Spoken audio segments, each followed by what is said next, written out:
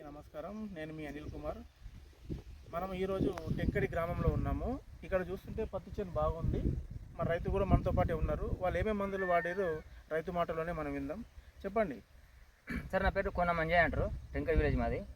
నేను అడుగు మందు ప్లస్ F20 వేసాను సార్. F20 వేసి నా చేను బాగుంది సార్. మంచిగా బాగుంది. పోయినసారి కానీ ఈసారి బాగుంది. పోయినసారి F20 వేయలేదు.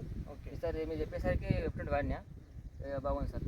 నేను వాడిన ప్లస్ మా పక్క పంటలు మీరు చెప్పినా చెప్తే వాళ్ళకి వాడారు, వాళ్ళది బాగానే ఉంది. అంటే F20 వేయడం వల్లే మంచిగా వచ్చిందంటారా ఇప్పుడు? అవును సార్, F20 వేసాను సార్. పోయినసారి వేయలేదు. అప్పుడు జర నాశ రకం అండి.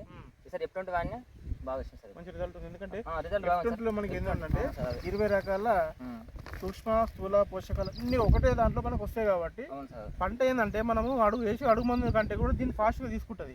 అందువల్లనే చేను మొత్తం ఒకే లెవెల్గా పచ్చగా ఎట్లా కనిపిస్తుందో దానికి కారణం ఇది అనమాట. థ్యాంక్ యూ మీరు వాడినందుకు, మిగతా వారు కూడా చెప్పినందుకు థ్యాంక్ యూ, ధన్యవాదాలు.